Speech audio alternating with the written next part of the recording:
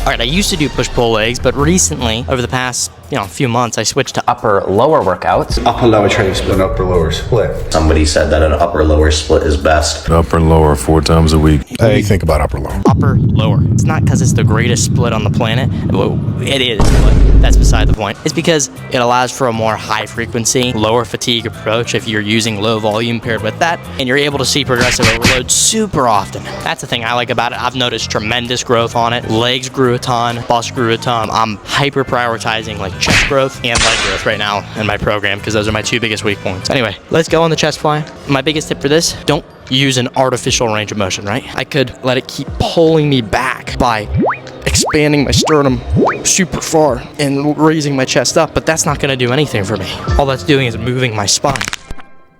To the chiropractor! Away! Letting it go further back, that's just dumb. So if your natural range of motion stops at, say, about here, which is probably where mine stops, only go to there. There's no point in going further back. A lot of people might call it, oh, you're ego lifting or this or that. But if you're making gains, who's the real idiot? You know what I'm saying? So anyway, we'll get the full stack on, even the extra weight there. All right, boys, I mentioned this in some of my older videos, but I've been seeing insane chest growth lately. So before anybody goes, well, brother, you talk about not getting an artificial stretch, but I don't see you getting any stretch, then explain why my chest has gained this much mass. My bust measurement is now, my current weight is about 185. Let's see what my bust measurement is. We got it up above the nip. We got it pretty tight here. It's about 46. You can see it's constricting around my lats like a ton, not to mention the lat growth has been absolutely surreal lately. Stretch marks on my chest are out the wazoo. Last time I measured myself at this weight in July, my bust was 44.5, I'm pretty sure. So with that said, my bust gained about 1.5 inches of lean mass since then. If the only variable that changed at the same body weight was that you got stronger, but now you have stretch marks, chances are it's lean mass. I can't wait to get shredded again, boys. Somebody might say, Max, you only got 3 reps? What are you doing, man? You're a power lifter. The thing is, when you achieve full motor unit recruitment, that happens generally in the last 5 reps of a set. So if you do high rep sets, you're just fatiguing lower threshold muscle fibers that don't actually grow anyway because they're already maxed out. How the motor unit pull works is when you approach closer to failure, your central nervous system recruits higher threshold motor units. So it calls upon stronger muscle fibers to actually do the task. And only the strongest muscle fibers you have can grow, not the lower threshold ones. So when you're doing those higher rep sets, you're only actually targeting those lower threshold muscle fibers. What I do is I go straight to the stimulating reps of achieve full motor unit recruitment, and that's why it's okay to do a 3 rep set, because that's 3 stimulating reps right there. I'm gonna do another set at 215 pounds. I'm gonna try to go for like 5, and maybe 1 rep in reserve. Some of you might be thinking, Max, why are eccentrics so quick, dude? Eccentrics suck for active mechanical tension because they produce very high force with very low motor unit recruitment needed. Because eccentrics rely heavily on an elastic filament called titin, which only causes passive tension and leads to a short-term adaptation called sarcomerogenesis, which ends in about 8 weeks and only contributes to muscle length, not thickness. And only some muscles can experience that adaptation. So basically, L eccentrics. Alright, boys, we're full stacking this thing today. Back is my fastest growing body part, and I would definitely credit the majority of that growth to this exercise. I have a super easy time progressively overloading on this despite the fact that I never put it first. Imagine if I prioritize this movement, how fast would my lats grow? Holy crap. So I kind of misgrooved there a little bit. The strap ended up being looser in my hand, so I only was able to touch right on my chin, but that's not that bad. It was kind of the same as going below my chin since the strap was up a little more, if that makes sense. All right, boys, we're doing some hardcore upper back rows like Dorian Yates today.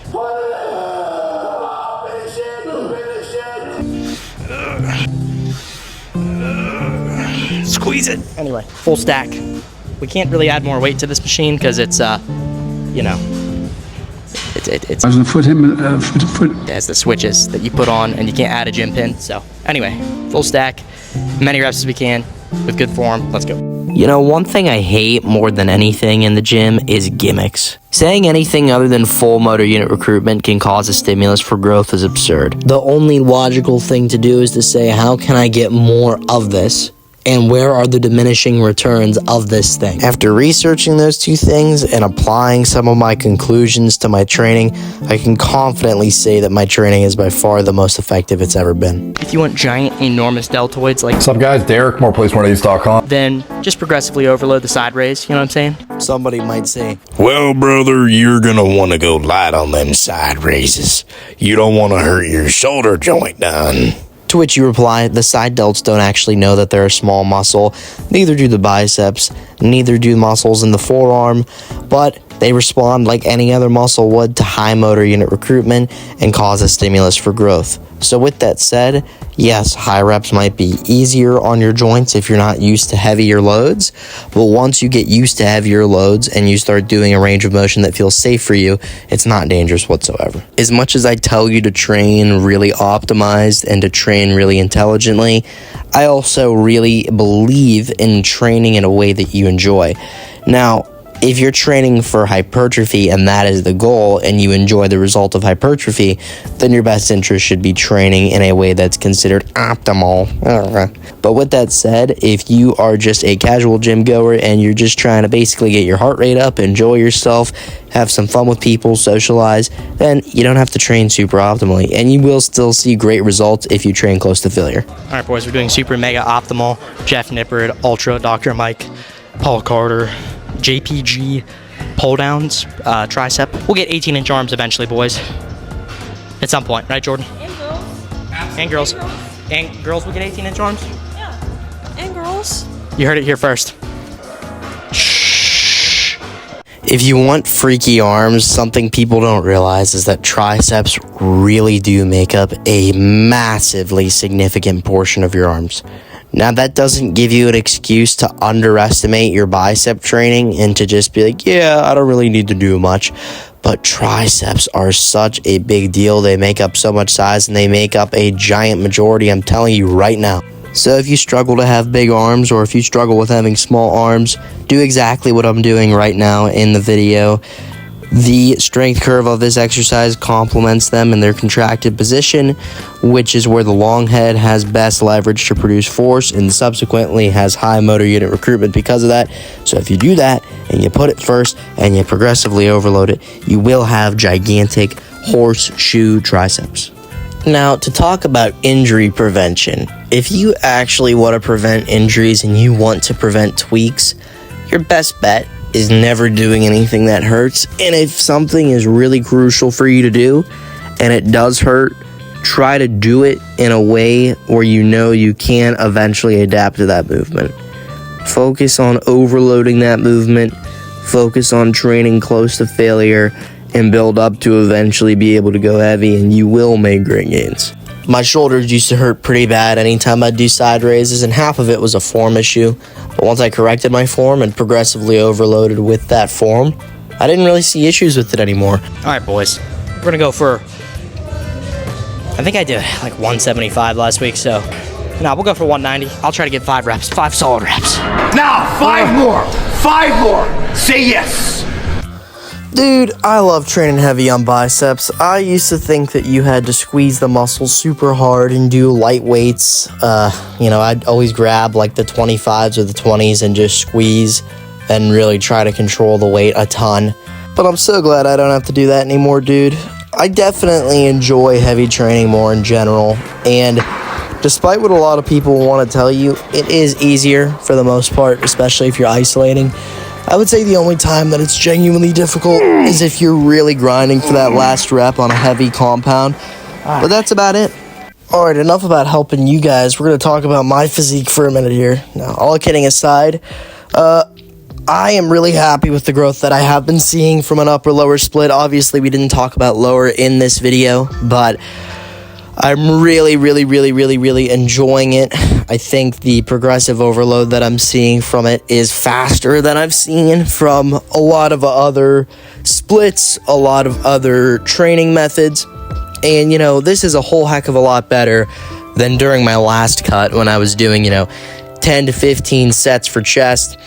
And, I would do extremely high volume, high reps and all that. So it's almost like I'm seeing beginner gains because I finally am learning how to optimize motor unit recruitment and putting it into practice. So I'm not saying this is another gimmick, by the way.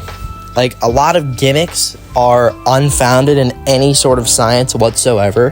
They're just kind of like somebody tried something a while ago and it worked for them and they look good, so we should do it too. That's kind of what a lot of bodybuilding gimmicks are based around.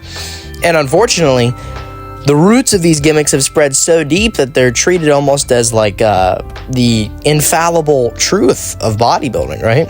Oh man, high reps tone the muscle. It's like, where did you get that from? Well, I don't know.